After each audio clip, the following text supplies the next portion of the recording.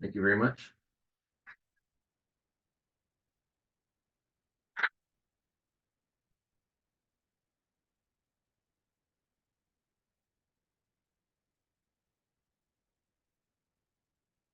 All right, it's 5 o'clock. Welcome. Welcome to members of the 1521A watching this event now live or at home later. Welcome to our candidates forum for the 2023-2024 district-wide officers election of the Staff Guild 1521A. Welcome to our guild members viewing this event. My name is Mark Berquist, and I'm currently serving as election committee co-chair, and my work site is Los Angeles Valley College. I'm Natalie Embry from Los Angeles City College, also a co-chair of the elections committee. Let me introduce your elections committee members who are here with us today. Please say your name and mention your work site in the Los Angeles Community College District. Safir, let's start with you. Hi, everyone. My name is Safir Larios Ramirez. I am at Los Angeles Southwest College. Thank you, Safir.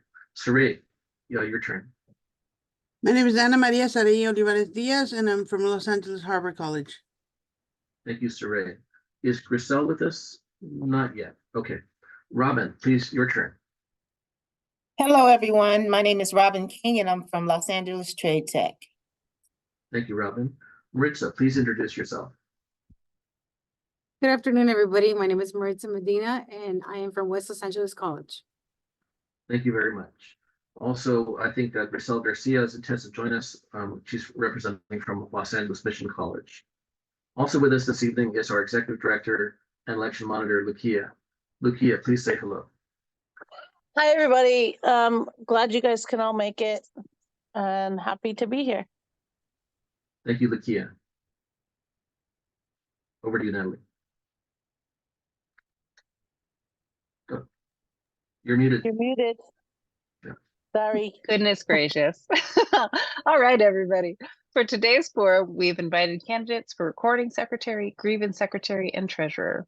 We'll present a series of questions to the candidates for each office. Each candidate will have the same allotted time for their answers.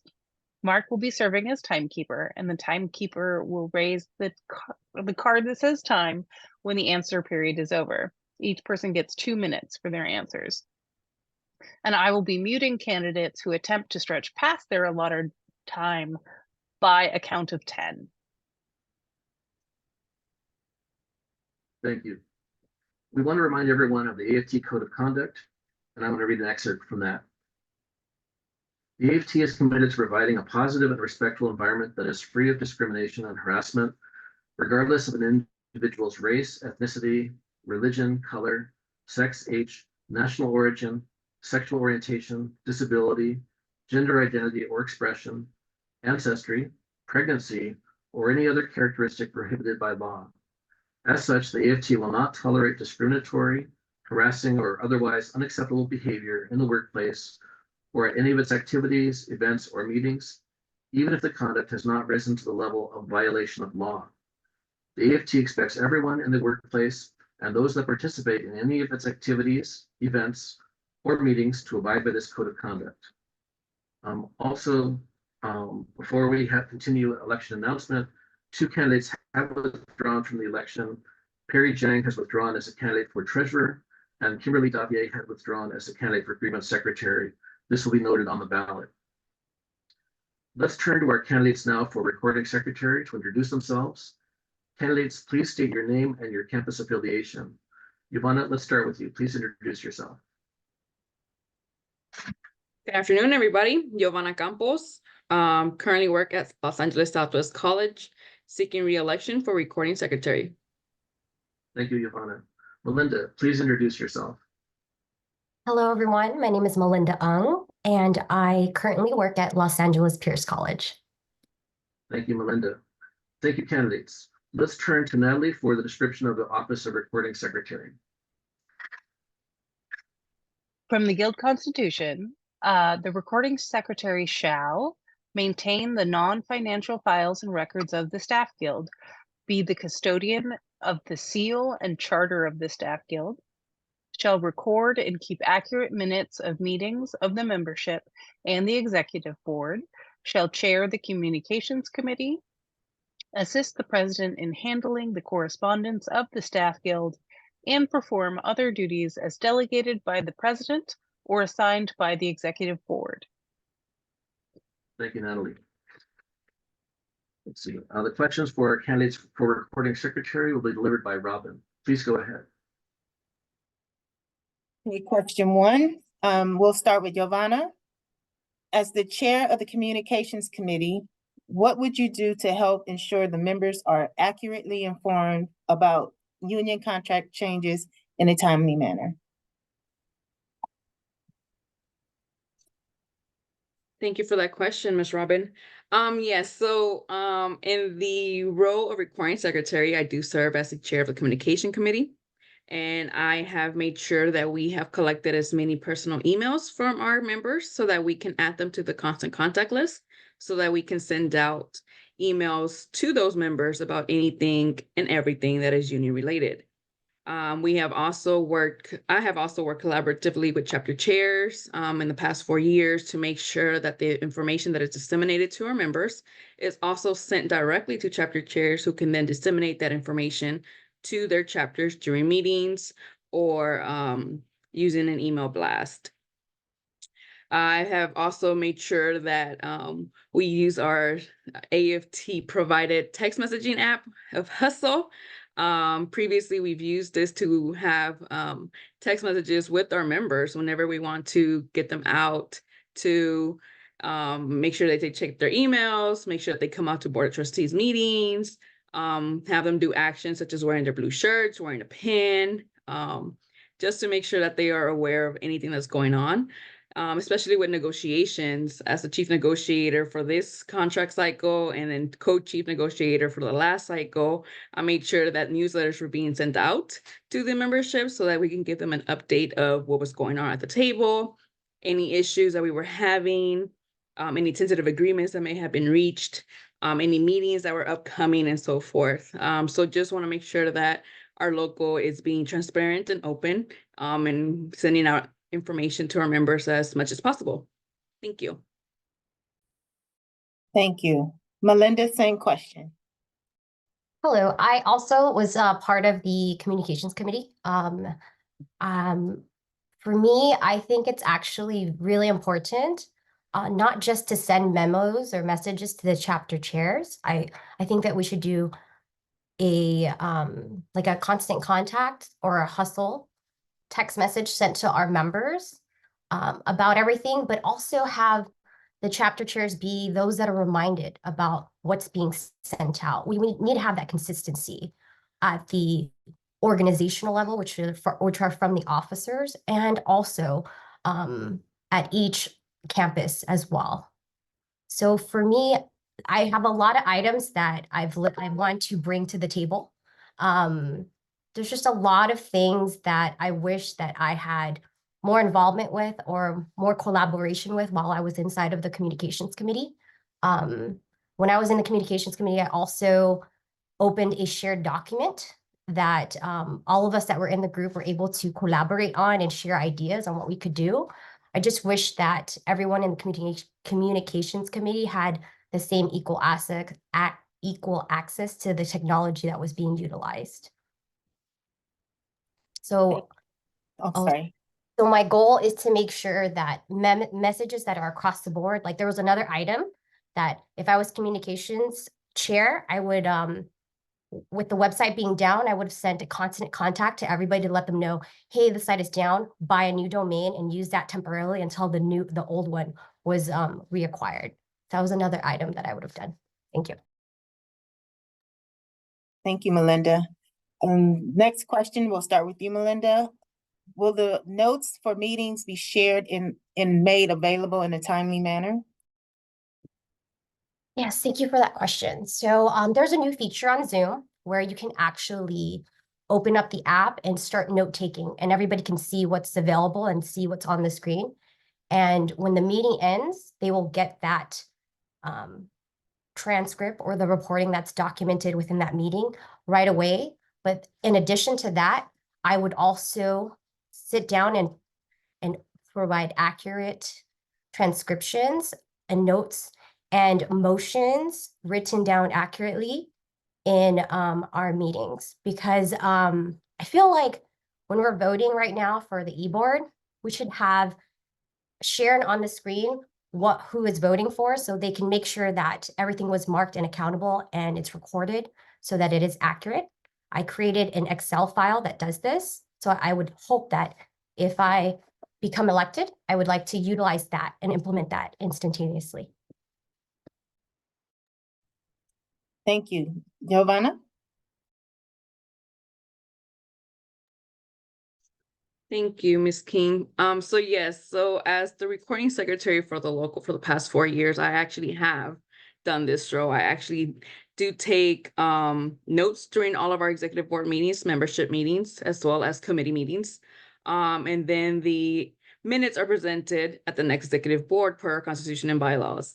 Those minutes are then voted, discussed, and put onto our website. So I will continue to do the role that I've been doing by making sure that we do have accurate notes, accurate minutes of the actual events that happen at our meetings. I know there's been some concerns about that or some pushback about that, but if you check our website, all the agendas and minutes and packets of our e-boards have been posted in a timely manner. There may have been some instances where if I was not the host of a meeting, minutes may have been late. I can think of 2 situations when CFT actually hosted our meetings. So minutes and attendance reports were late for those meetings last year. But like I mentioned, I will continue to do the role that this membership has voted me to do, and I would like to have the opportunity to continue to do so. So thank you. Thank you. Next question, we'll start with you, Giovanna. If elected, what is your plan to make our e-board meetings run smoothly, especially when we need to vote? So thank you. Yes. So most of our meetings do run smoothly. There may be some issues that arise or some discussions that go over time. So in the last few months, the executive director / monitor, Lucia Smith, and I have worked together to make sure that we put time stamps and timelines on discussion items, on the agenda, to make sure that we are running a effective meeting and that we are conscientious of people's time. I know our meetings go after hours since they begin at 3, and we are allotted 3 hours to conduct the business of the union. So as you know, I've been doing for the past few years, we create an agenda, it gets sent out by the staff in the office with all attachments, all voting items that need to be provided to the executive board so that they have time to review those beforehand, so that when they come to the meeting, they are prepared. Currently, I use a motion log template to keep track of all votes on motions. I take copious notes as well by hand that I then type up to present as minutes. While technology can be used, we should not rely on technology entirely, because technology can also be wrong, can be incorrect. So it's always good to have that backup to make sure that the notes that I have taken during our meetings match what is being recorded. Thank you. Melinda? Can you please repeat the question?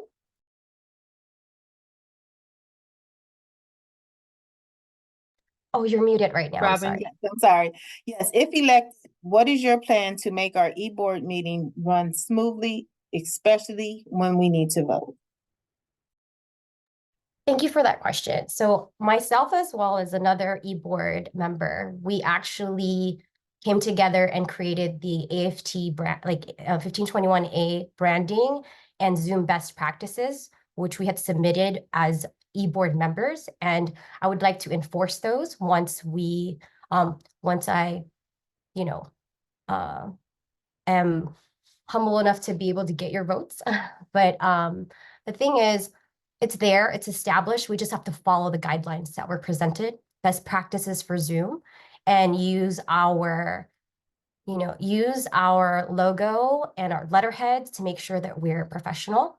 In addition, like I had mentioned before, I've created an Excel file that I sent to back in 2020 to be utilized so that it's just a lot easier for everybody to document and see what the motion is on the screen while we're voting. Because I think right now in e-board meetings, a lot of back and forth happens because we keep asking for clarification on what the motion is. And if we share that document, that Excel file, share it on the screen, type in what the motion is, there's no issues on who is going to know what your yes vote is for and what your no vote is for. And I think another thing about accountability and transparency is that I want my members to see what I voted for. And if you do not agree what I voted for, I hope that you know, it's your choice if you want to vote me in once again or not. So that's the question. Like I really want to make sure there is visual, clear views that there are transparencies. Because we need to use technology to our advantage. Thank you. Thank you. Okay, Melinda, this last question will begin with you. What resources can you provide as a recording secretary to ensure that executive board meetings will run smoothly, efficiently, and transparently? So I can provide myself as a resource. I've been an online multimedia specialist at Los Angeles Pierce College now for over a decade. I've created training materials for staff and faculty. And I've also actually done some training as an e-board member for the OPEIU staff as well. If there's an issue, I've always reached out to them and say, hey, if you need help with XYZ, I'm here. Connect with me, we'll Zoom and I can share with you what we can do and what we can't do. So for me, I think that myself as a resource, I'm, you know, the Zoom trainer at Los Angeles Pierce College.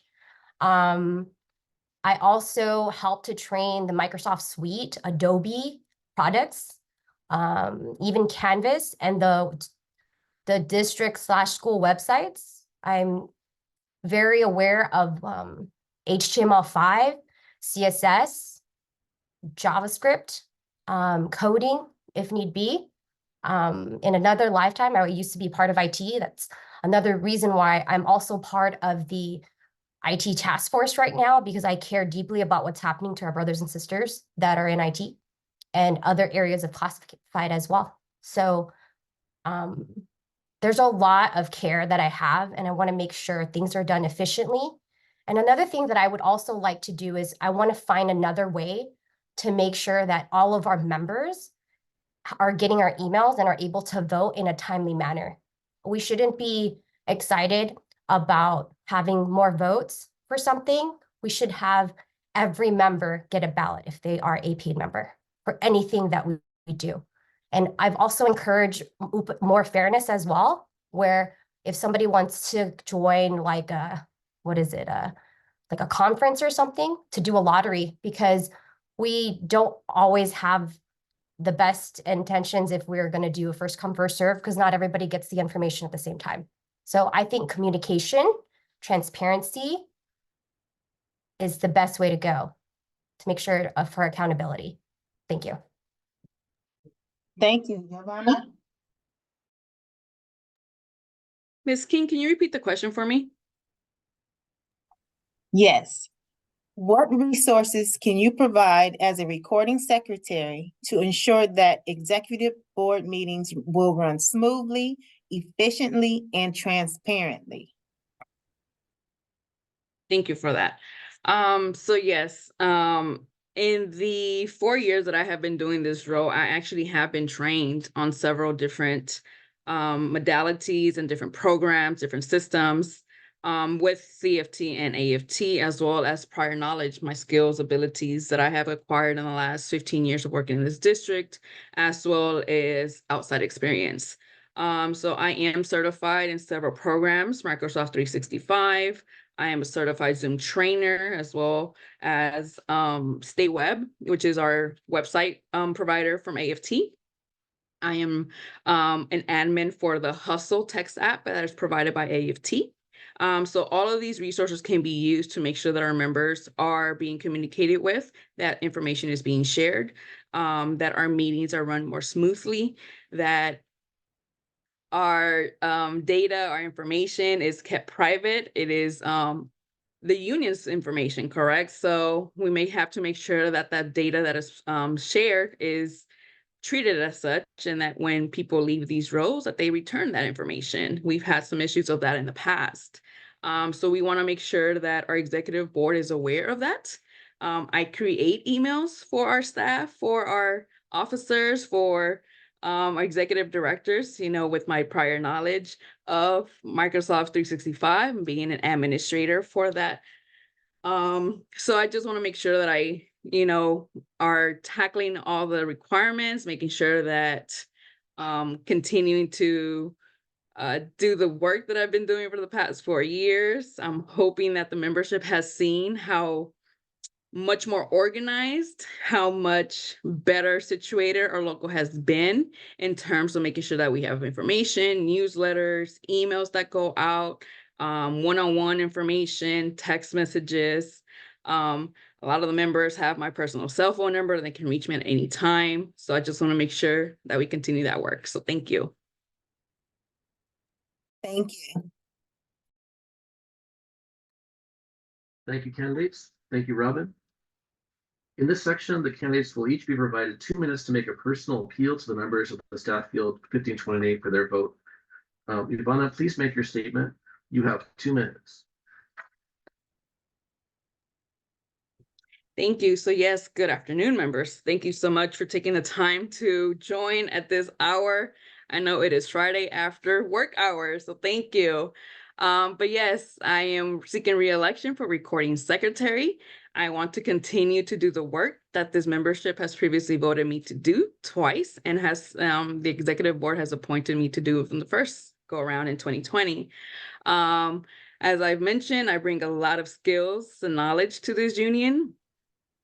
Besides being a recording secretary, I've been chief negotiator. I've been trained by AFT and Cornell to lead negotiations. I have experience in all aspects of our district, right? I worked on all 3 branches: student services, administrative services, and student services, academic affairs as well. Student services, administrative services, and academic affairs. I am very knowledgeable in district policies, procedures. I know the contract backwards and forwards and upside down, as having sat at the negotiating table as the lead for 2 cycles at this point. So I just want to continue to do the work. And I hope that I have garnered your vote. So thank you so much for joining. Thank you, Ivana. Melinda, please make your statement or appeal to the guild members for their votes. You have 2 minutes. Thank you. So first and foremost, I'd like to thank everyone joining second time around. And I apologize if I'm coughing throughout this whole thing because I'm recovering still. So please bear with me. But for those of you that don't know me, I have been part of Los Angeles Pierce College for over a decade. I work as the online multimedia specialist in the distance education office. And with the knowledge and experience that I've had that spans that decade, that the decade that's been here in at not just the college, but in the district, I have worked with every single individual on our campus to one point or another. And now as I become someone that's more involved with the union, I'm here because when I was a member, I felt that our voices weren't being heard. And as a member, I got upset with a lot of things. So that's why I took on the role to be a leader and be in union leadership. And now, like, I've had being chapter chair under my belt, being a delegate and all that jazz and all that other jazz as well. Because the thing is, when you're on the campuses, you see what's going on. You see how other unions look at us. You see how we are with each other. I want to change that culture. I want people to respect us as an organization. I think that's one of our weaknesses right now. And if I'm voted in as recording secretary, I want to be there to document us every step of the way. I want to make sure there's accountability. I want to make sure that there's transparency. I want to make sure that even the smallest voice is heard. because that's not fair if everyone's not given an equal opportunity in our organization. We have to care about the smallest item or smallest issues to the largest issues. That's what makes us part of the union. We need to make sure that we vocalize that and we show that and we do that. Thank you so much. Thank you, Melinda. Thank you, candidates. Let's turn now to our candidates for Grievance Secretary to introduce themselves. Candidates, please state your name and your campus affiliation. We're going to start with Troy. Troy, please go ahead and introduce yourself. Good evening, Troy L. Pierce, previously from Trade Tech, transited to West LA College, then over to LAHC, Los Angeles Harbor College, and now stationed out of mighty East LA. Thank you, Troy. Chad, could you please introduce yourself? Hey, everybody. My name is Chad Bauer. Started off student worker at Citi and transitioned to full-time academic affairs at Los Angeles Valley College. Thank you, Chad. Thank you, candidates. Let's turn to Maritza to read the description of the Grievance Secretary Officer position. From the Guild Constitution, the description of the office of Grievance Secretary. The Grievance Secretary shall work with parties involved in a dispute to try to resolve it at the lowest level possible. Represent Unit 1 clerical/technical employees upon request irrespective of union membership in grievance against the district if the staff guild collective bargaining agreement has been violated.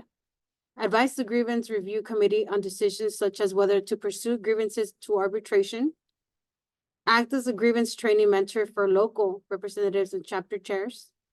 Be responsible for conducting grievance trainings on site and at executive board meetings. Act as chief consultant on all grievance matters in the local. Maintain records of complaints and grievances and their disposition for at least 3 years from grievance resolution, unless a longer period of time is adopted by the executive board.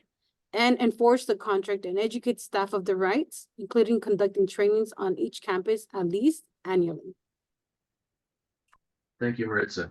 The questions for our candidates for Grievance Secretary will be delivered by Safir. Safir, please go ahead. Thank you, Mark. Troy, you will be up first. You have 2 minutes. If elected, what is your plan to address all campus questions and act on grievance filings in a timely manner? Hey, Safir, thank you for that question. Being a grievance secretary before from 2020 to 2023 and having 15 years of experience as a grievance rep, timelines are critical.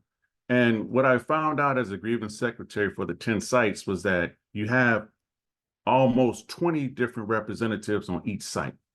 That's not counting even the members who are going to call you on a daily basis. As a grievance secretary, we're afforded a work phone. So we gave out the cell phone number. Anyone and everyone could call.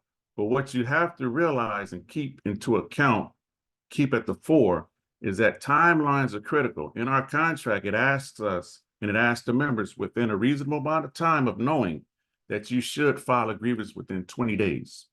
Sometimes a member doesn't know, so the clock starts once they do know. So then our clock starts to speak with the management. We got 5 and 5 for the first step. You have 5 and 5. And when I say 5, I'm talking about days. On the second step and on the third step, you have 5 and 15. Your 15 is going to be your third step, which is either going to be with a president or HR director, not a director, or HR vice chancellor or vice chancellor down at the ESC. And once those timelines hit, we have to make sure our members are understanding what those timelines are, how are we going to meet those timelines, and how we're going to keep them informed each and every step of those timelines. Thank you.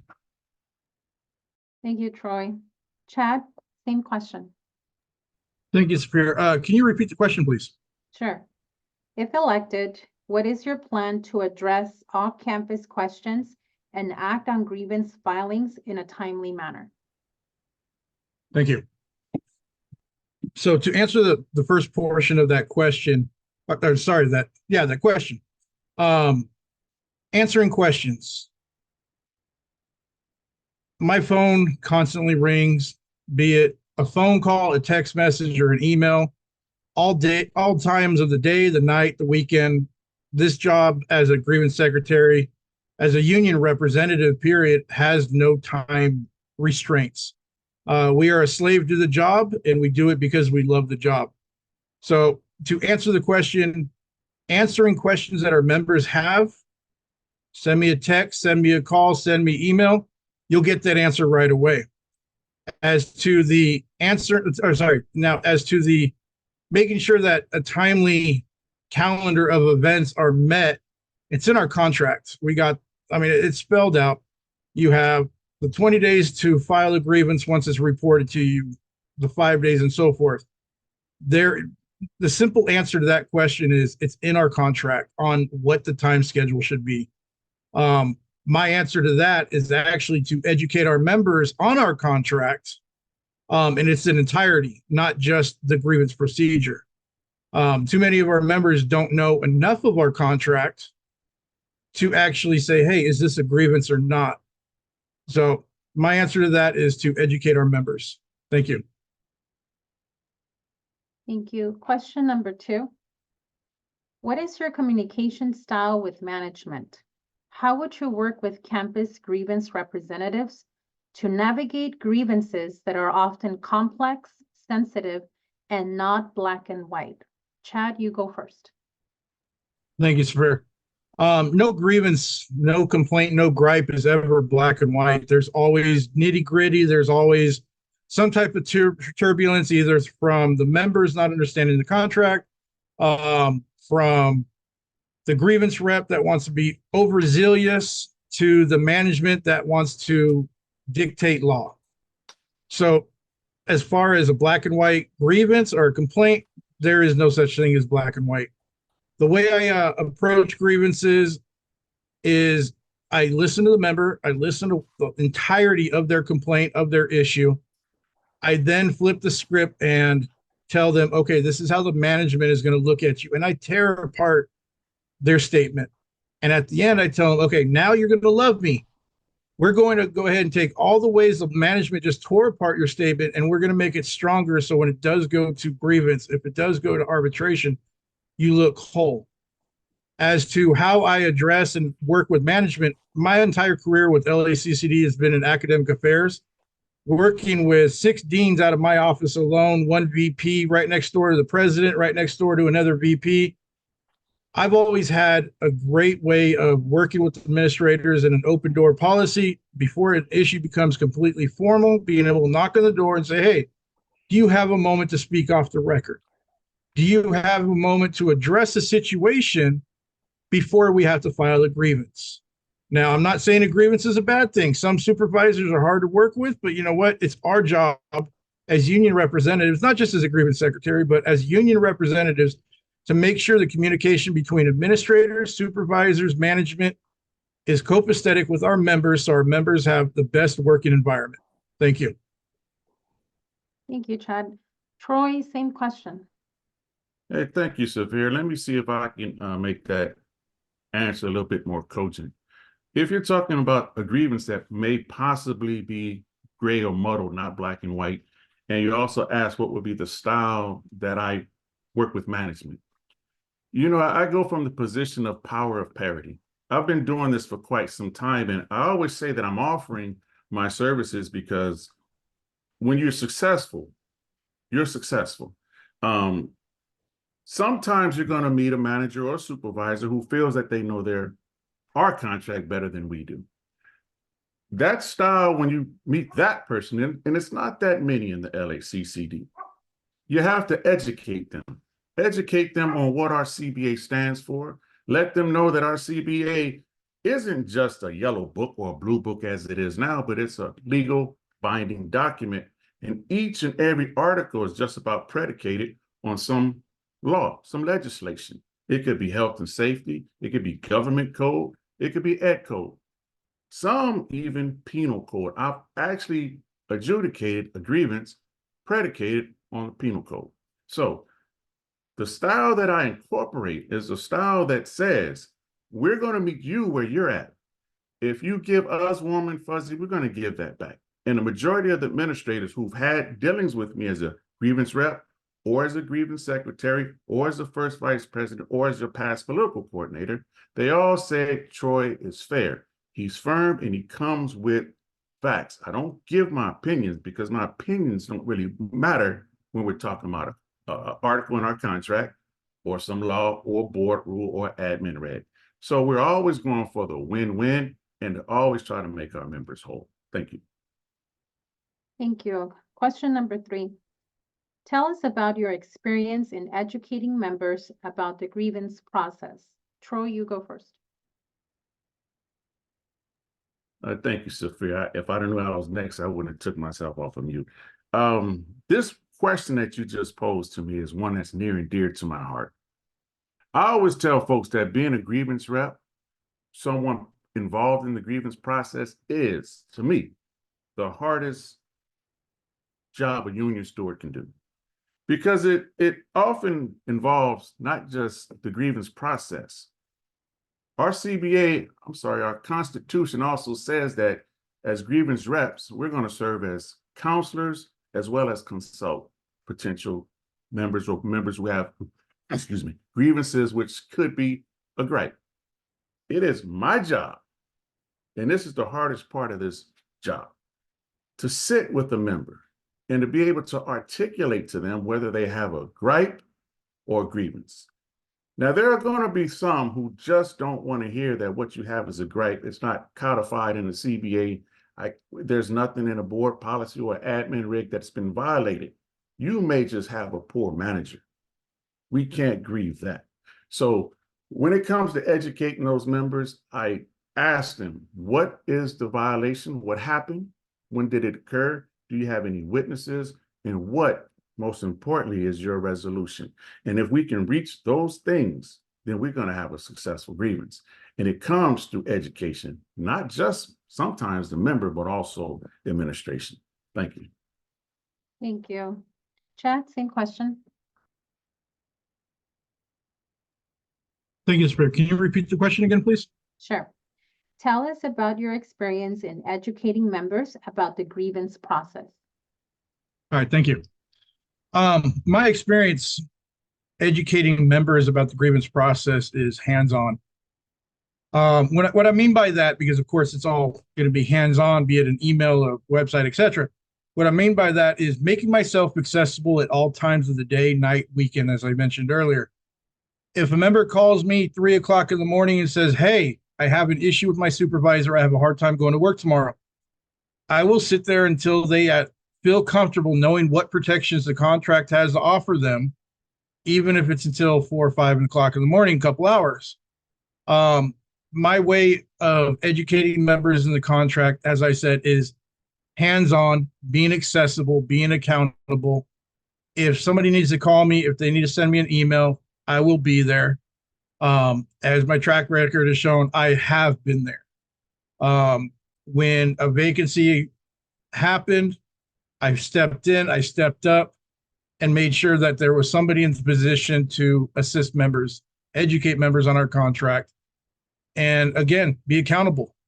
Through my entire practice as grievance rep, chapter chair, grievance secretary, even way back Little League umpire, umpire for Little League baseball. I always make sure that I am there for those members that need me, have questions, or just clarification. So to answer that question straightforward, accessibility. Thank you. Thank you. Question number 4. What would you say to a member who did not want to file a grievance, but you felt they should? Chad, you go first. Thank you. So being a grievance rep at Valley College for several years, I had a handful of individuals that I had monthly counseling sessions with. What I mean by that is an issue in their department that was ongoing, but not comfortable enough to file a grievance. So when a member needed to file a grievance, in my opinion, they should have, but yet they were not comfortable doing it, I would make sure that I was there to console, make sure they had an ear to listen to, and positive feedback on how to possibly make the situation better for them, even though they didn't want to go the best route, filing a grievance. So again, a member that doesn't want to file a grievance, it falls on communication. It falls on accessibility. We as stewards of our union, even just members of our union, should be there for each other and try to make our work environments a better place, even if individuals don't want to file a grievance. Thank you. Thank you, Chad. Troy, same question. It's a pretty good one there, Saphir. You know, it's threefold. You asked about a member who should, in my estimation, file a grievance who necessarily doesn't want to. You know, like I say, during my experience, that has happened. It's happened several times. Sometimes it's gone left. Sometimes it's gone right. Sometimes they didn't file it. Sometimes they did. And sometimes happened in the middle of what I'm going to explain to you right now. It was an issue where a member definitely had something that was grievable. They didn't want to. Despite me cajoling, giving them the incident report form, they just didn't want to sign it. I can't solicit grievances as long as it's not a district-wide grievance. So what we'll do in our DFR, which is the duty of fair representation, we'll do our best. And my best in this particular instance was to call a meeting with that member and ask them, were they amenable to meeting with their supervisor?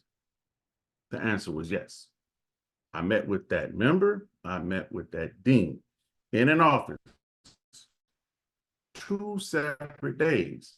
Is that my job to mediate issues? Perhaps, as long as those two were amenable to meeting together. And I will say this, and I like these type of stories. Those two, up until the day that member retired, went to lunch almost every day. They became good friends, and they thanked me as a representative steward for our guild profusely for being able to get them two together, because they just had communication issues that I was able to solve for them. So that's one of the tools that we can use when we're talking to a member who doesn't want to file a grievance. There's always different avenues of approach. Thank you.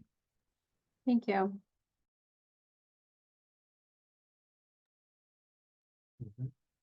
Thank you, Saphir. Thank you, candidates. In this next section, the candidates will each be provided 2 minutes to make their personal appeal or statement to the members of the Staff Guild 1521A for their vote. Troy, please make your statement. You have 2 minutes. Thank you, Mark. 2 minutes, man, that's a long time. I'm not known for my loquaciousness, more or less my brevity. I will say this to the members who are out listening. I want to say thank you for coming, to my brothers and sisters and siblings, and anyone who has a stake in this grievance secretary position. I just want to put a little anecdotal story. I'm thinking about Super Tuesday that just passed.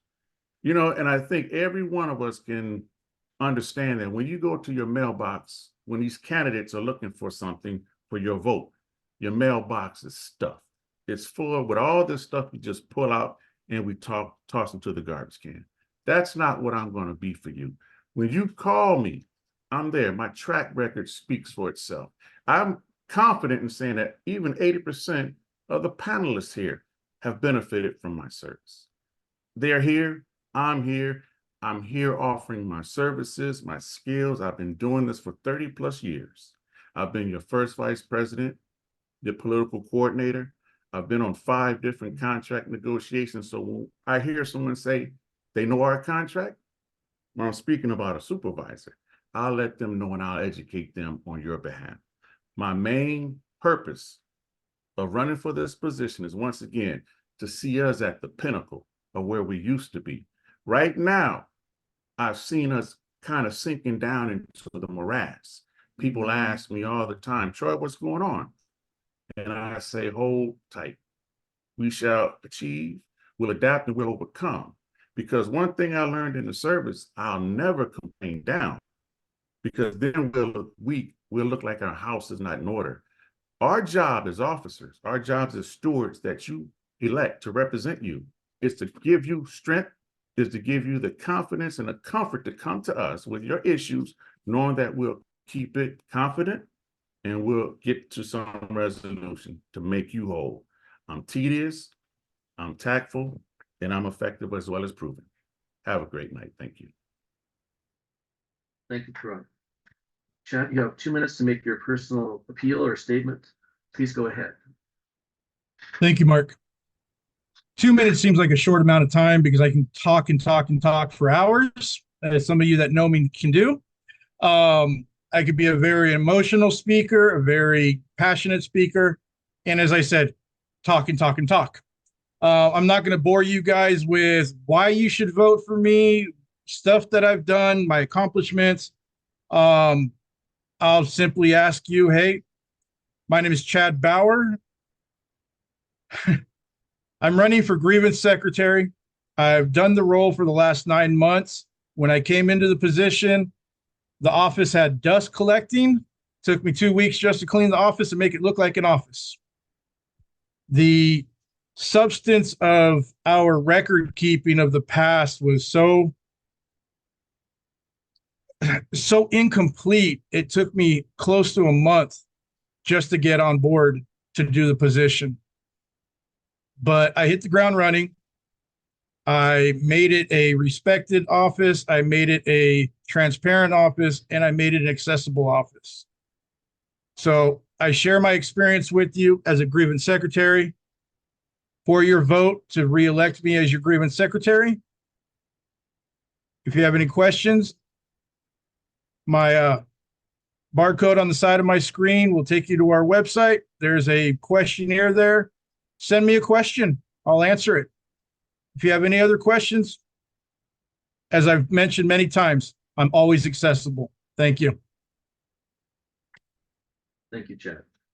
And thank you, candidates. Let's turn now to our candidates for treasurer to introduce themselves. Candidates, please state your name and your worksite affiliation. Let's go to Christine. Christine, please introduce yourself. Good evening, everyone. My name is Christine Ivazian, and I am based out of Pierce College. Thank you, Christine. Let's turn to Philip. Philip, please introduce yourself. Philip, You're you're on muted. mute. Never mind what I just said. I didn't mean to say that. Philip Hiley, 23 years on almost 23 in May with the district. I've been at Valley College. I'm an IA photography. I'm also the grievance rep. Thank you, Philip. And thank you, candidates. Let's turn to, we got Grisel now with us. Grisel, we're going to turn to Grisel to read the description of the treasurer officer position. Grisel, please go ahead. Good evening, everyone. From the Guild Constitution, the treasurer shall receive, record, and deposit all dues monies and other income in the name of the staff guild. Be one of the responsible financial officers of the staff guild, and it's authorized to co-sign financial instruments and make regular and usual disbursements of funds. Maintain all financial records of the organization, assist an independent audit of the finances of the staff guild annually, and make same available to the executive board and membership. Transmit per capita payments on a regular basis to the Secretary-Treasurer of the American Federation of Teachers and similar officers of all other bodies with which the staff guild is affiliated. Serve as the resource to the Financial Oversight Committee. Perform other duties as delegated by the President or assigned by the Executive Board, and perform duties of the office as required by the guidelines developed by the AFT. Thank you, Grisel. The questions for our candidates for treasurer will be, let's see, actually, who is, Saray's with us. Okay, so will be delivered by Saray. Saray, please go ahead.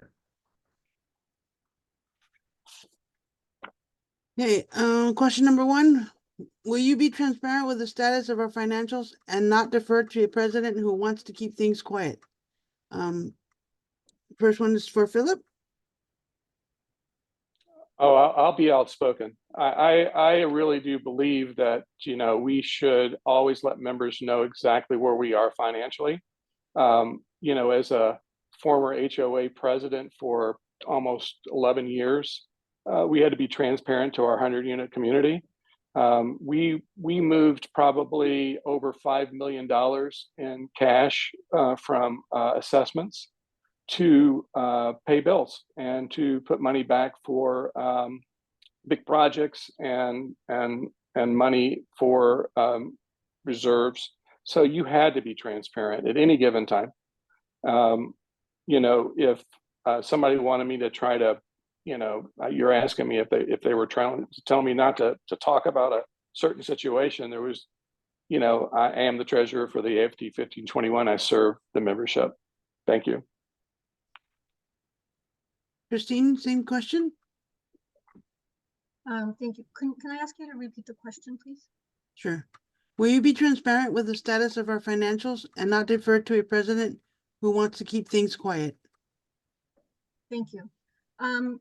Yeah, I would be very transparent, and I have been transparent with our financials from the very beginning, even before, right as I entered into the treasurer position, as looking into our books. We were paying out more money than we were taking in, and I did bring that up with the e-board. Whether the president wants to cover something or not, it's not my job to take the president's side, right? My job is to ensure the finances are accurate and our members are aware of everything that's happening with our finances. Hence, when I was treasurer, the profit and loss was available at every e-board meeting, with the exception of possibly 2 or 3. But every e-board meeting, there was a profit and loss. And every time we did a budget, it was presented to our general membership and all questions were answered. So I would be, I would take the responsibility to explain our finances and answer any questions and not rely on the president to do that for me. Thank you.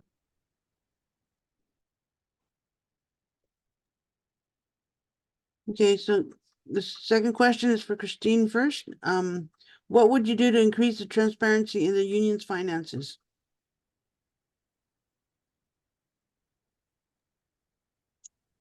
I think that's a great question. I think the only other way to be more transparent is to educate our members on the different aspects of our finances for the union, right? The members know that they pay union dues, right? But there's other ways that we could be getting money into our union, different avenues. So just to explain and teach our members about how we can get money and where we get money in from, and also explain what we do with those with the union dues that they pay us. We did that. A simple example would be the membership meeting where I presented on our union dues and the pass-alongs and how that's calculated and why we needed to make a change to fix a portion of that. So I think regular education of our members on the finances is, in my opinion, the only other way we can be more transparent about our finances. Philip, same question? Thanks for that question. And I just want to say, Christine, when she was treasurer, she did bring some information back to the e-board saying, hey, you're overspending. And I really appreciated when she did that. As far as being overly or being more transparent, you have to explain things to laymen. You can't talk like an accountant. You actually have to show, some simple graphics, pie charts. It doesn't have to be anything super detailed for as far as showing anything when I'm saying pie charts. But you kind of have to treat this like people that don't understand what your financial needs are. And a lot of times we start talking to people and we're using big words or we're using references to different like AFT, we have to pay AFT on a monthly basis, I believe. You need to actually explain it in simple layman's terms. And I come from a graphic arts background. The financial programs that I know that the AFT is using, you can actually churn out pie charts. You just have to keep it simple, and transparency is always foremost. Thank you. Okay, question number 3, directed towards Philip first. If elected, what is your plan to reconcile our books and ensure that local uses standard accounting practices? So the first thing I would do is go back and look and see what past practices were, and then analyze. If I had to have 2 different treasurers, I would analyze, which each treasurer did to present their information. And then I'm obviously going to have to go to the Financial Oversight Committee at some point and, produce information to them. So whatever way they're expecting to get that information, because I am the first time coming in. So you have to pay attention to what their needs are. That makes sense. Thank you. Christine, same question. Thank you for the question. I think if I have the ability to go back and be a treasurer again, I don't think that there should be too much reconciliation that needs to happen, because when I left the books, everything was complete. The only thing pending was our annual audit.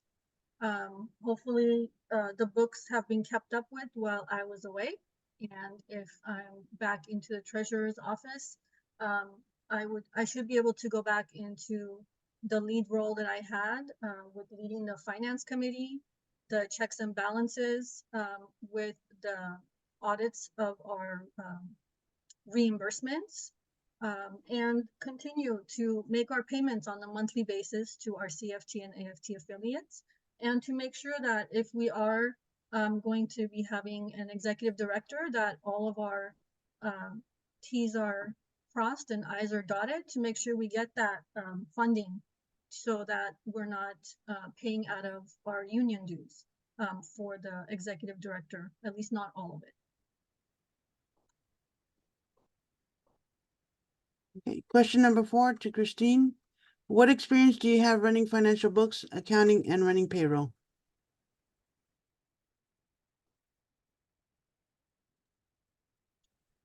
Well, prior to me being a treasurer, because I did all of that while I was a treasurer, I did run QuickBooks. I programmed entered all the data in QuickBooks. I created budgets for two years with the input of the finance committee. I did payroll for our staff members in the office that work for us. We issued bonuses to members. I worked with the different vendors that we have to make sure their payments were done, whether it was electronic or physical check needed to be issued. Prior to being a treasurer, my day job is an evaluator, which is a graduation evaluator. So I read and interpret laws and regulations on a daily basis between the CSU system, the UC system, our community college chancellor's office. So analyzing data is pretty much what I do on a daily basis. So I think running for a treasurer position was a natural fit for me from the beginning. And I think if I'm able to do that again, I feel like I left it with some additional changes that we needed to make our union run smoother. So I think I would want to continue to do that, but I think that's what kind of qualifies me, and I think that's the experience that I have to bring back into the union if I'm voted as treasurer.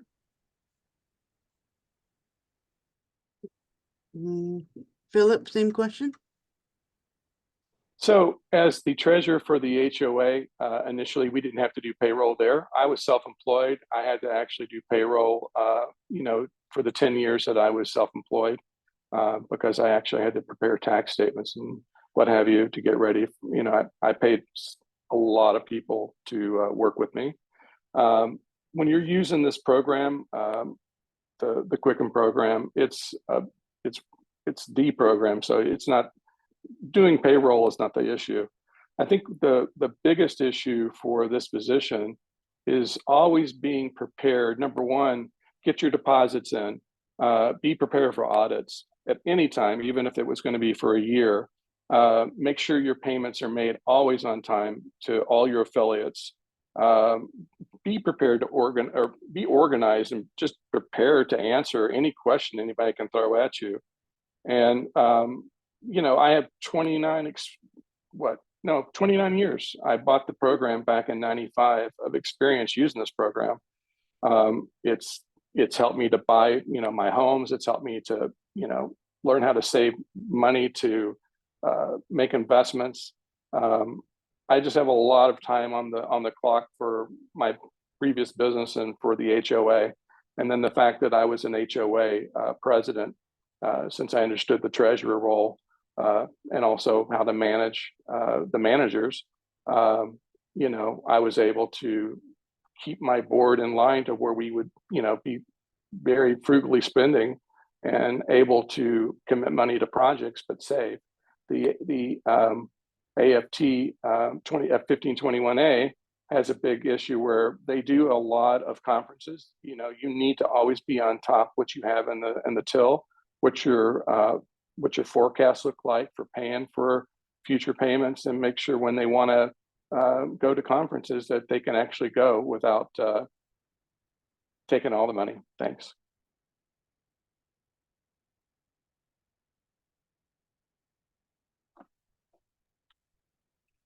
Thank you, candidates. And thank you, Saray. In this next section, the candidates will each be provided 2 minutes to make their personal appeal or statement to the members of the Staff Guild 1521A. Philip, we're going to go with you first. Philip, please make your statement. You have 2 minutes. Thank you. Thank you to the election committee for putting this together tonight. And thanks to the folks who believe in me and nominated me. Thanks to the fellow nominee who stepped up and may possibly serve in the position. Like I said before, this coming May, I'll have had 23 years as the working for the district. I'm a proud 1521A member. I currently serve in the grievance rep position. I spent a lot of time with the e-board, understanding the ins and outs of what their needs are. You know, I bought the first computer as soon as I could back in '95, and luckily, because it had a free program to try out. It was called Quicken. I've mentioned this several times, but I used that program to just jot down everything I spent. And I'm OCD, so you know, if it was a candy bar, I would put it in this program. And after, you know, using it for several years, I was able to do projections on income, because as a self-employed person, you don't know, you know, what your monthly is going to be in any given month. So you have to actually think more towards the 12-month cycles. And I was able to use the program efficiently to even help me to buy a home.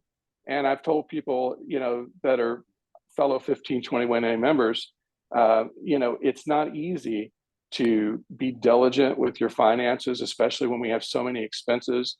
We live in the most expensive, one of the most expensive cities in the country. To actually be able to you know, put away money to be able to buy a piece of California. And that was one of my big goals. And I got to do that. And I couldn't have done it without the program. And they also, the experience that I've gotten through being the HOA president, understanding the big picture for, you know, a huge organization, and directing them in the right path to make sure that, you know, you had the money when you needed the money, and get the money to the people that need it the most, especially your affiliates. So thank you guys for supporting us. Thank you, Philip. And Christine, you have 2 minutes to make your statement to our fellow members. Please go ahead. Thank you. I didn't really write anything down, so I'm just gonna say what at the moment. I wanted to thank the election committee for all the hard work you guys are doing. I know this is a lot of stress and a lot can go wrong, and it did on Tuesday, but we came back.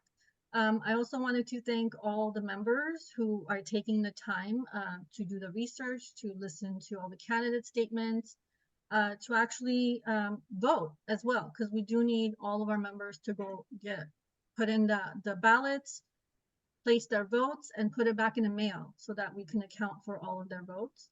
But I want the members to vote for the individuals who are going to be great at moving our union forward. Right, so, and in my opinion, right now, it's the slate that I'm on, and that's going to be for Hazel, Joanne, Mario, Giovanna, Chad, and myself. So just educate yourselves. Please make sure you vote. And thank you for the time you take to listen to us and the time you take to watch this video if you're watching later. Thank you. Thank you, Christine. And thank you, candidates. My thanks to the Elections Committee members. This concludes our forum for the candidates running for the offices of Recording Secretary, Grievance Secretary, and Guild Treasurer. Now some concluding remarks.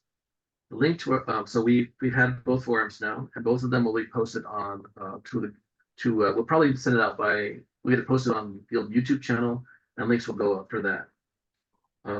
A reminder to our fellow members, election ballots will be mailed to all Guild members, your last known address. So if you've moved, please alert the Guild office and update your address with the district.